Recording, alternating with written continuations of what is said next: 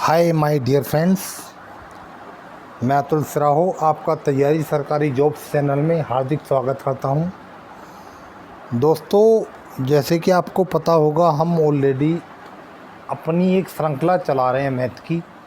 उस श्रृंखला के अंतर्गत हम जो पढ़ रहे हैं, अपना परसेंटेज चैप्टर पढ़ रहे हैं।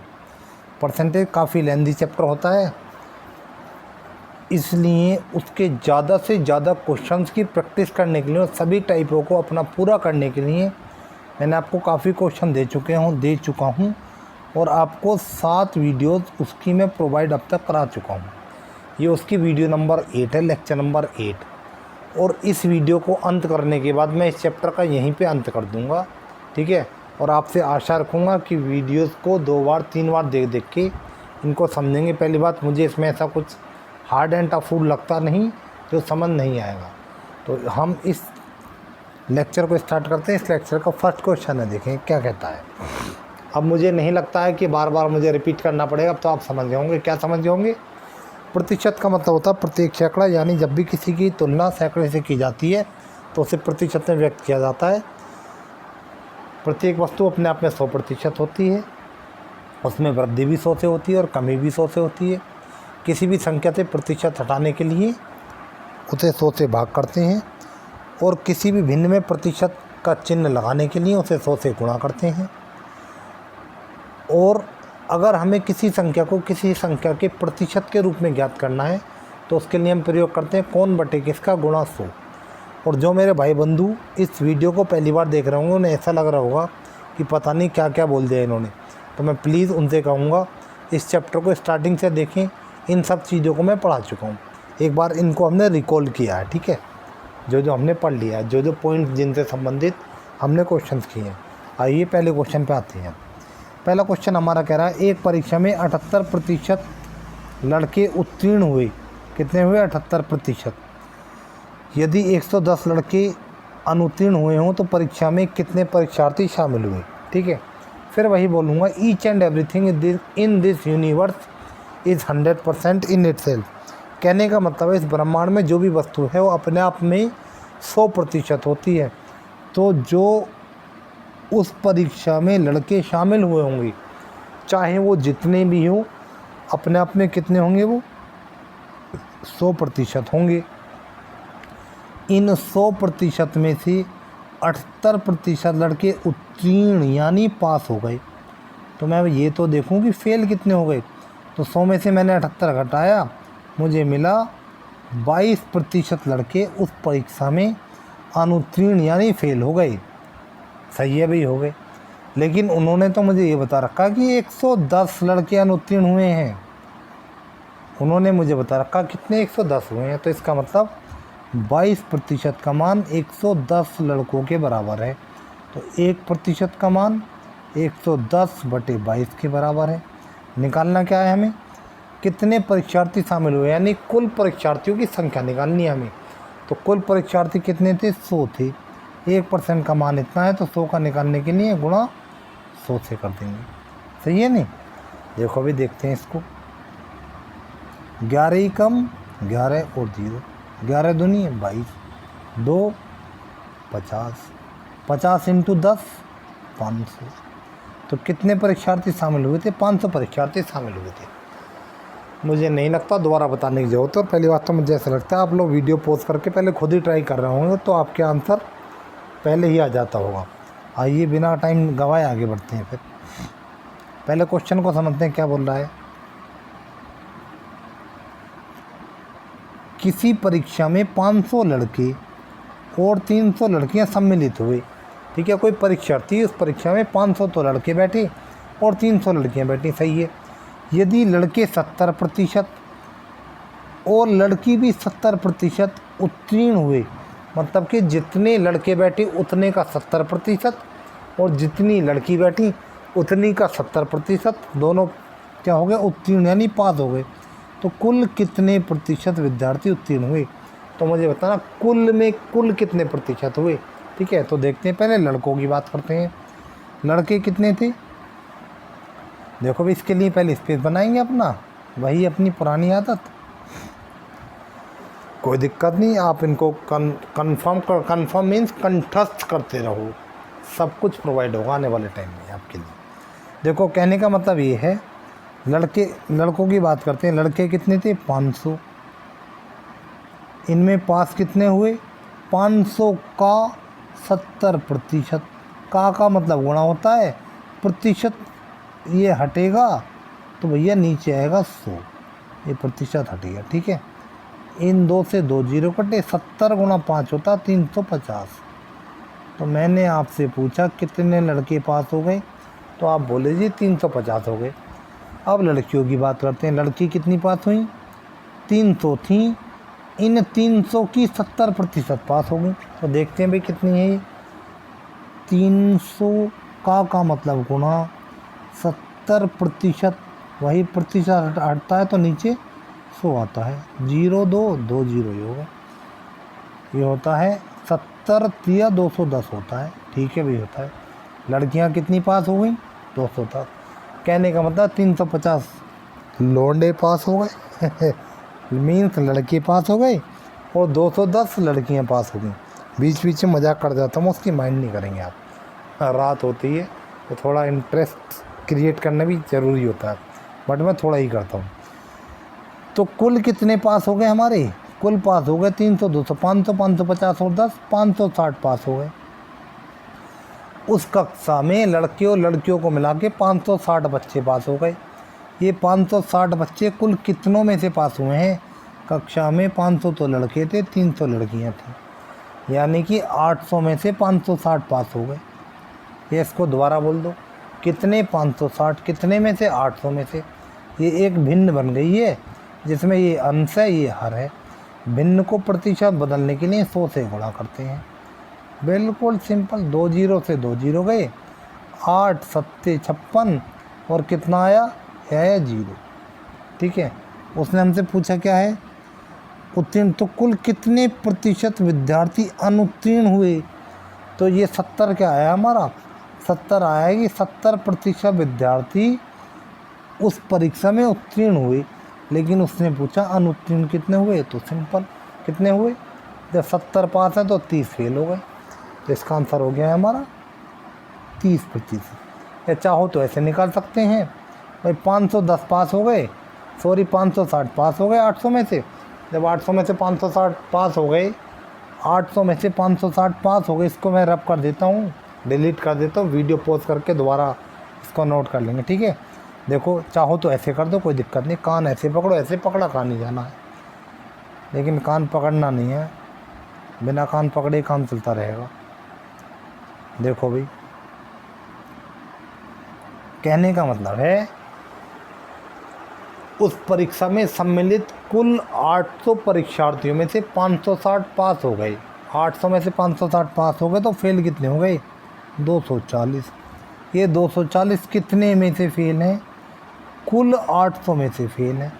वही बात, ये भिन्न हो गई, ये अंश हो गया, ये हर हो गया, भिन्न हो गई, और भिन्न को प्रतिशत बदलते तो हम 100 से गुणा करते हैं, ये हमें पहले से ही पता है। 2 जीरो 2 जीरो 8 या 24 जीरो, तो कितना 30%। चाहो तो ऐसे कर लो, नो एनी प्रॉब्लम, बिल्कुल अच्छे समझ आ गया होगा। इसी के साथ अब हम आगे बढ़ते हैं। नेक्स्ट क्वेश्चन है हमारा क्वेश्चन नंबर 3। आइए देखते हैं, पहले इसको पढ़ के देखते हैं क्या बताना चाह रहा है। एक प्रतियोगिता में 12% प्रतियोगी अपात्र घोषित कर दिए। अपात्र मीन्स उन्हें डिस्क्वालीफाई कर दिया, ड्यू टू सम रीजंस, कुछ रीजंस रहे होंगे, उन्हें डिस्क्वालीफाई कर दिया, ठीक है भाई। पात्र प्रतियोगी में 75% प्रतियोगी सफल हुए। जो पात्र बचे ना, उनमें से 75% ऐसे थे जो सफल हुए। आवेदन करने वाले कुल प्रतियोगी में कितने प्रतिशत प्रतियोगी सफल हुए, हमें बताना कि जितने लोगों ने आवेदन किया था उनमें देखा जाए तो कुल कितने प्रतिशत विद्यार्थी ऐसे थे जो सफल हुए। Simple, nothing is there in this question. देखते हैं, देखो एक प्रतियोगी में 12% प्रतियोगी अपात्र घोषित हो गए। मैंने माना कुल प्रतियोगी कितने थे 100, इन 100 में से 12% यानी 100 का 12 अपात्र घोषित कर दिए। तो कितने बचे? 88 बचे। ठीक है, 88 बचे हमारे पात्र। फिर बोला पात्र के 75%, यानी इन 88 का 75% हटाएंगे तो 100 आएगा। मैंने जाना 25 दिया, 25 चौका, ये मैं लिख ही रहा हूँ आपके सामने। नहीं मैं सीधा 3/4 निकालता। और कैसे निकालता, जिसको नहीं पता वो वीडियो देखेंगे, वीडियो लेक्चर नंबर 2। कहने का मतलब 75% निकालना है तो मैं लिख ही रहा हूँ थोड़ा सा। नहीं मैं सीधा 75% जहाँ निकालने को आएगा वहाँ 3/4 निकालता हूँ। ठीक है, तो देखो 4 दूनी 8, 4 दूनी 8, 22 3 66। तो सिंपल कहने का मतलब है जो हमने 88 का 75% निकाला वो हमारा 66 आ गया। तो सिंपल कहने का मतलब जो पात्र प्रतियोगी थे ना, ये इनका 75% ही सफल हुए थे मात्र, यानी कि 88 का 75% 66। तो हमसे पूछा है आवेदन करने वाले कुल प्रतियोगियों में कितने प्रतिशत प्रतियोगी सफल हुए। देखो भाई, आवेदन तो 100 ने किया था, सफल कितने हुए? 66। ठीक है, 100 ने किया था, सफल हुए 66। तो इसका मतलब अगर 100 ने आवेदन किया तो 66% सफल हुए, 66 बच्चे सफल हुए। तो 100 से बात चल रही है तो क्या हो गए? 66% सफल हुए हमारे। सिंपल। तो आंसर कौन सा होगा हमारा? सी होगा, बिल्कुल। नेक्स्ट क्वेश्चन पे आते हैं अब हम।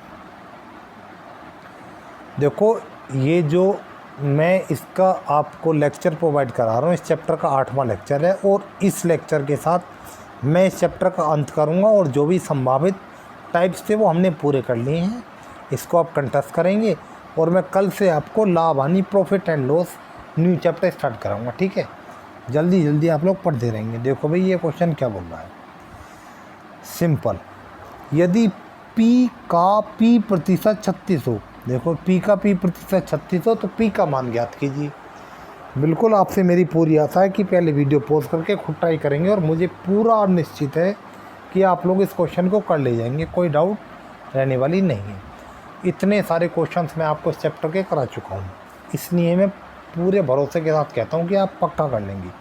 देखो भाई, P का P प्रतिशत लिखते हैं भाई, क्या है? P का P प्रतिशत कितना है? 36 है। तो P का मान ज्ञात कीजिए। कर देंगे भैया, कोई दिक्कत नहीं।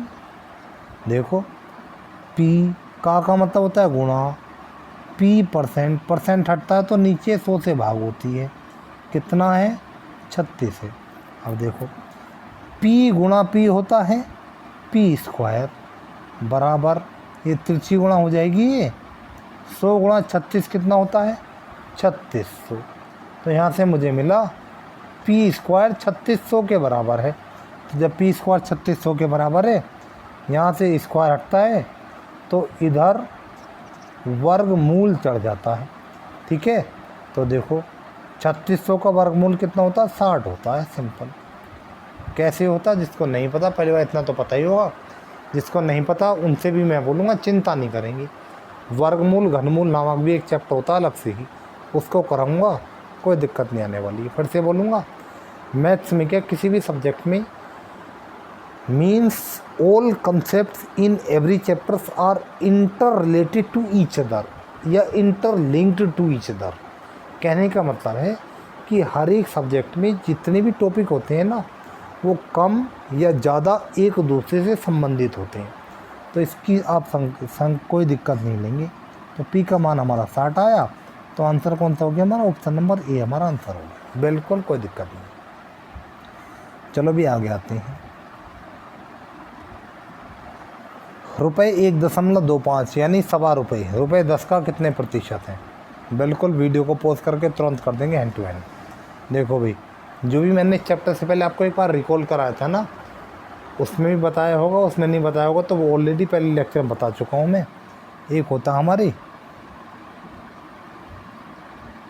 कौन बटे किसका गुणा 100 या